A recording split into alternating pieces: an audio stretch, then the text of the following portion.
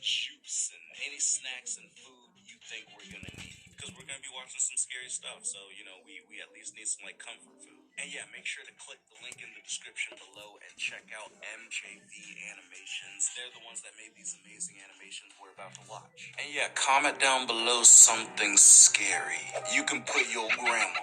You can put the bathroom at the grocery store. Or you can put iguanas. Let me know. Illegal! I work at a 24-hour drive-thru restaurant, and this had happened only a few weeks ago. I'm a crew manager, but for the most part, I just do the same things everyone else does, which is cook and take orders. For overnight hours, we always have at least two people, one being a manager, and the other usually being a cook. On this night, the cook had called in sick, and when I called the others to see if they could cover his shift, none of them said they could. So by 12 a.m., I was the only worker there. Now, usually the restaurant doesn't get busy overnight, and more employees come in at 4 a.m., so it wasn't an entire shift alone, but it still meant that for 4 hours, I had to do everything myself. I left my headset on in case someone came to the drive-thru, then started working on the tasks I had for the night. Ice cream machine broke. By scraping and cleaning the stove tops, but a few minutes in, I was interrupted by a banging sound from the front of the restaurant. I walked down and looked over the counter, seeing a man standing at the front door and banging on it. Then he pressed his face against the glass and looked inside, scanning the whole room before his eyes set on me.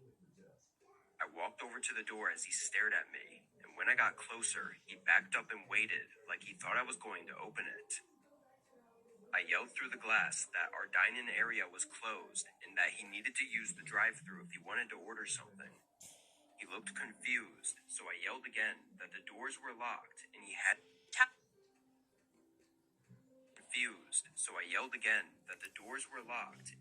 use the drive-thru. He showed no response that time, not giving me any idea whether he understood me or not, so I just turned around and walked back to the kitchen. I figured he'd have to get the hint at some point that the doors weren't opening. I continued working on the stovetops, spending at least 15 to 20 minutes on them. Throughout this time, I had gone once to check the front to see if the man had left, and from what I could see, he was gone.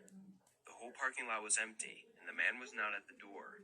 But it was a couple minutes after finishing with the stoves that I got an alert from my headset that someone was in the drive-thru. I turned on my mic and asked for their order while walking to the window, but nobody said anything. When I got to the window, I immediately saw on the camera that there wasn't a car out there. I looked around the screen and didn't see any movement either, so I ignored it and started walking back. But as I got to the back room,